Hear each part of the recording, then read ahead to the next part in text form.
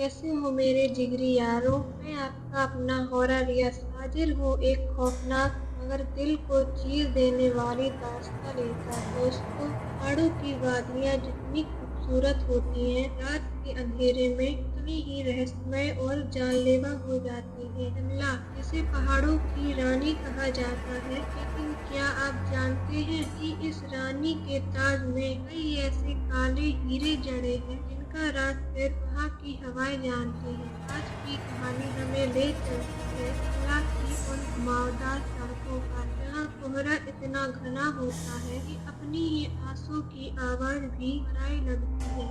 अपनी रजाई को कसकर पकड़ लीजिए, या धीमी कर लीजिए और दिल थाम लीजिए, क्योंकि यह सफर आसान नहीं होने वाला। यह कहानी है रोहन की। यह उन दिनों की बात है जब शिमला में रहता था। रोहन एक सीधा साधा मेहनती नौजवान था जो शिमला में अपनी खुद की टैक्सी चलाता था। घर की जिम्मेदारियां, बूढ़े माँ बाप की दवाइयाँ और सिर पर मंडरा रही बैंक की ईएमआई चुकाने के लिए वह अक्सर अपनी हद से ज्यादा काम करता था। दिन की धूप हो या रात की कड़कड़ाती ठंड, रोहन का पहिया कभी नहीं रुकता था। वह नेकदिल इंसान था और किसी की मदद करने से कभी पीछे नहीं हटता था। लेकिन उसे क्या पता था कि उसकी यही अच्छाई उसे एक ऐसी दुनिया के दरवाजे पर ले जाएगी जिसका इंसानों से कोई वास्ता नहीं। दिसंबर की एक सर्द और काली रात थी। शिमला में बर्फबारी तो नहीं हो रही थी, लेकिन कोहरा इतना घना था मानो आसमान टूटकर जमीन पर गिर पड़ा हो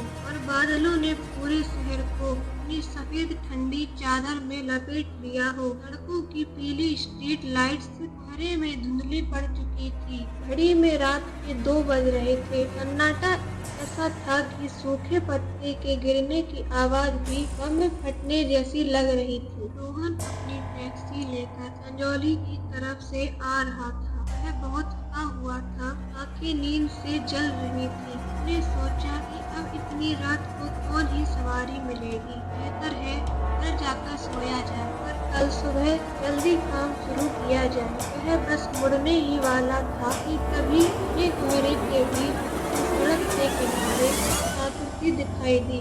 जैसे जैसे गाड़ी पास पहुंची, आकृति साफ होती गई। वह एक महिला थी जिसने गहरे नीले रंग की साड़ी पहनी हुई थी। उसके साथ एक छोटा बच्चा भी था। उसकी उम्र मुश्किल से 6-7 साल रही होगी। वह बच्चा महिला के पल्लू को कस कर पकड़े हुए था। इतनी रात गए उस सुनसान और डरावनी सड़क पर एक अकेली महिला और बच्चे को देखकर रोहन का दिल पसीज गया। साथ ही दिमाग में खतरे की घंटी भी बजी, पर इंसानियत के नाते उसने तुरंत ब्रेक लगा दिए। गाड़ी के टायरों ने सड़क पर एक हल्की सी चीख निकाली और गाड़ी उनके पास जाकर रुक गई। रोहन ने डरते डरते शीशा नीचे किया। बाहर की हवा बर्फ जैसी ठंडी थी जो सीधे उसकी हड्डियों में उतर गई। उसने पूछा, मैडम इतनी रात को कहाँ जाना है आपको? महिला का चेहरा कोहरे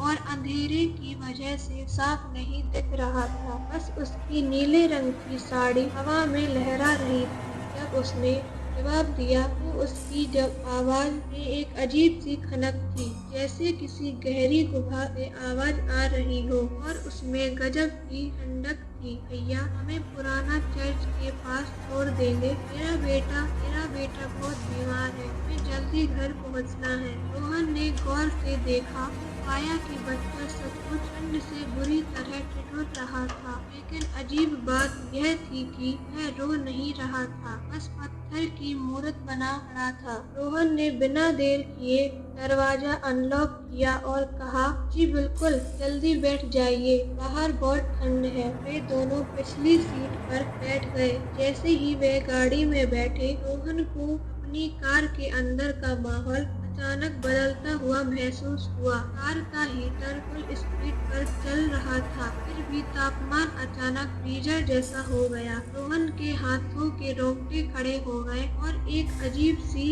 सिहरन उसकी रीढ़ की हड्डी में दौड़ गई। उसने सोचा शायद दरवाजा खुलने से बाहर की ठंड अंदर आ गई है। रोहन ने गाड़ी आगे बढ़ाई। सन्नाटा तोड़ने के लिए उसने म्यूजिक सिस्टम ऑन करने की सोची, लेकिन जैसे ही उसका हाथ बटन पर गया, उसे लगा कि उसे ऐसा नहीं करना चाहिए। उसने रियर व्यू मिरर से पीछे देखने की कोशिश की। वह महिला अपने बच्चे के सिर पर हाथ फेर रही थी और बहुत धीमे स्वर में किसी दूसरी दुनिया की भाषा में कुछ गुनगुना रही थी। वह लोरी थी या कोई मंत्र, रोहन समझ नहीं पाया। माहौल को हल्का करने के लिए रोहन ने हिम्मत जुटाकर पूछा, मैडम, बुरा मत मानिएगा, इतनी रात को आप लोग यहाँ इस सुनसान जंगल के रास्ते पर कैसे? आपकी गाड़ी खराब हो गई थी क्या, या किसी ने आपको यहाँ छोड़ दिया? महिला ने कोई जवाब नहीं दिया।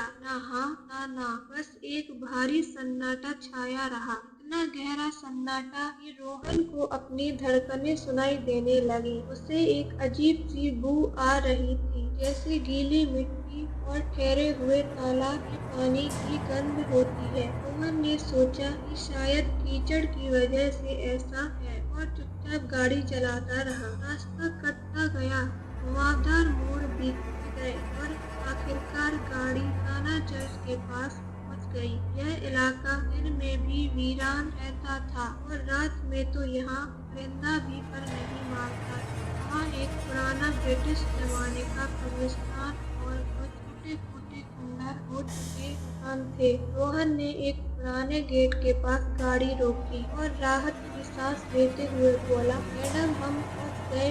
यह रहा आपका पुराना चर्च। लेकिन पीछे से कोई आवाज नहीं आई, न उतरने की आहट, न गेट खुलने की आवाज। रोहन को लगा शायद वो सो गए हैं। उसने जैसे ही पीछे मुड़कर देखा, उसके पैरों तले से जमीन खिसक गई, उसका खून जम गया। पिछली सीट बिल्कुल खाली थी, ना वह महिला थी ना वह बच्चा।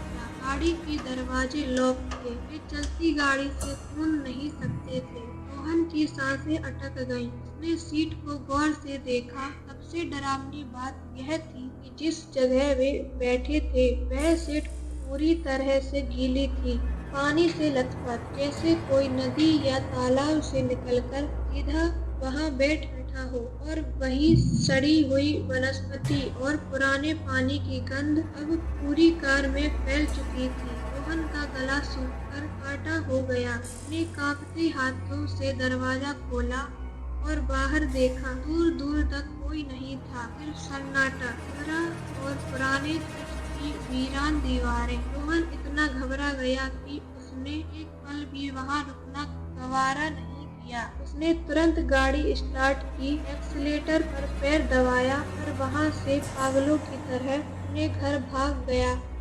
उस रात वह सो नहीं पाया। उसे तेज बुखार चढ़ गया और पूरी रात वह बड़बड़ाता रहा। अगले दिन रोहन की हालत थोड़ी सुधरी, लेकिन उसका चेहरा पीला पड़ा हुआ था। टैक्सी स्टैंड पर उसने यह बात अपने एक पुराने साथी ड्राइवर स्मिथ को बताई। स्मिथ शिमला का पुराना बाशिंदा और यहाँ के चप्पे चप्पे से वाकिफ था। स्मिथ ने जब पूरी साड़ी वाली महिला, युवा बच्चा और पुराना चर्च का जिक्र सुना तो उसके हाथ से चाय का कप छूटते छूटते बचा। उसका चेहरा डर से सफेद पड़ गया। सुमित ने रोहन के कंधे पर हाथ रखा और भारी आवाज में बोला, रोहन, तू खुशनसीब है जो जिंदा वापस आ गया। तुझे पता नहीं तूने किसे अपनी गाड़ी में बिठाया था।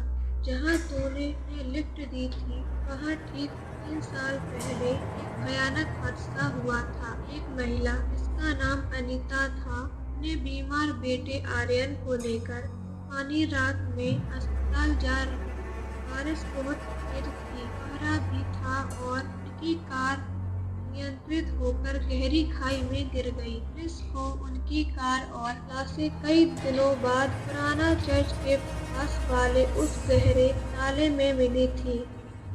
कहते हैं कि वो आज भी अपने बेटे को बचाने के लिए किसी न किसी गाड़ी को रोककर घर या अस्पताल जाने की कोशिश करती है। जो भी रुकता है उसके साथ कुछ न कुछ अजीब जरूर होता है। रोहन यह सुनकर सन्न रह गया। उसके रोंगटे खड़े हो गए। उसे याद आया कि कैसे सीट पानी से गीली थी, बिल्कुल वैसे ही जैसे कोई नाले में डूबकर आया हो। लेकिन दोस्तों, कहानी यहाँ खत्म नहीं हुई। असली डर तो अभी बाकी था। अगली रात रोहन अपने कमरे में सोने की कोशिश कर रहा था। बुखार और डर ने उसे कमजोर कर दिया था। घड़ी में फिर से वही 2 बज रहे थे। अचानक उसे अपने घर के बाहर सन्नाटे में किसी बच्चे के रोने की आवाज सुनाई दी। पहले उसे लगा कि यह उसका वहम है, लेकिन आवाज साफ होती गई। रोहन डरते डरते खिड़की के पास गया और पर्दे हटाकर बाहर झांका। उसका दिल मुंह को आ गया। बाहर सड़क पर स्ट्रीट लाइट की टिमटिमाती रोशनी के नीचे वही छोटा बच्चा खड़ा रो रहा था और उसके ठीक पीछे वह महिला अनीता खड़ी थी। उसका चेहरा अब साफ दिख रहा था। पीला पड़ा हुआ, बाल बिखरे हुए और कपड़े पानी से लथपथ। वह महिला रोहन की खिड़की की तरफ देख रही थी और अपनी उंगली उठाकर नीचे आने का इशारा कर रही थी। रोहन की हिम्मत जवाब दे गई। उसके पैर कांप रहे थे, लेकिन उस महिला की आंखों में गुस्सा नहीं, बल्कि एक अजीब सी बेबसी और याचना थी। उसके अंदर डर के साथ साथ एक अजीब सी दया भी जागी। वह मंत्रमुग्ध सा हनुमान चालीसा का जाप करते हुए धीरे धीरे घर से बाहर निकला। जैसे ही वह उनके पास पहुंचा, ठंड ने उसे घेर लिया। वह महिला, जिसकी आवाज अब हवा के झोंके जैसी थी, बोली, भैया हमें माफ करना आपको डराने के लिए, लेकिन मेरा बेटा आर्यन, वह अपनी पसंदीदा खिलौने वाली कार आपकी गाड़ी में भूल गया है। वह उसके बिना सोता नहीं है, उसे चैन नहीं मिल रहा। बस वह लौटा दीजिए, हम चले जाएंगे हमेशा के लिए। रोहन कांपते हुए अपनी टैक्सी की तरफ गया। उसके हाथ इतनी जोर से कांप रहे थे कि चाबी भी मुश्किल से लगी। उसने पिछली सीट के नीचे हाथ डाला और टटोला। अचानक उसकी उंगलियों को कुछ ठंडा और लोहे जैसा महसूस हुआ। उसने बाहर निकाला। वह सचमुच एक छोटी सी जंग लगी हुई विंजेट खिलौना कार पड़ी थी। यह वही कार थी जो शायद हादसे के वक्त उस बच्चे के हाथ में थी और उनकी रूह के साथ ही जुड़ी रह गई थी। रोहन ने वह खिलौना उठाया। जैसे ही वह पीछे मुड़ा, वह महिला और बच्चा उनके बिल्कुल करीब थे। इतने करीब कि रोहन उनके शरीर से टपकते हुए पानी की बूंदों को देख सकता था। उनकी आंखें सूजी हुई थीं। रोहन ने कांपते हाथों से वह खिलौना बच्चे की तरफ उठाया। बच्चे ने अपने नन्हे पीले हाथों से खिलौना लिया और पहली बार उसके चेहरे पर एक सुकून भरी मुस्कान आई। महिला ने रोहन की आंखों में देखा। उसकी आंखों में आंसू बह रहा था। वह दर्द भरी आवाज से बोली, शुक्रिया भैया, उस रात कोई रुका नहीं था, सब हमें छोड़कर चले गए थे। आपने हमें लिफ्ट दी, हमारी बात सुनी, आपका यह एहसान हम कभी नहीं भूलेंगे। और फिर रोहन की आंखों के सामने एक करिश्मा हुआ। देखते ही देखते वे दोनों कोहरे में धुआं बनकर धीरे धीरे विलीन हो गए। अब वहाँ न कोई महिला थी न बच्चा, बस हवा में एक हल्की सी शांति महसूस हो रही थी। रोहन वही सड़क पर घुटनों के बल बैठ गया। उसका डर अब खत्म हो चुका था। उसे समझ आ गया कि वे उसे डराने या नुकसान पहुंचाने नहीं आए थे, बल्कि अपनी अधूरी यात्रा और उस छोटी सी चीज को लेने आए थे जो उन्हें इस दुनिया से बांधे हुए थी। एक माँ की ममता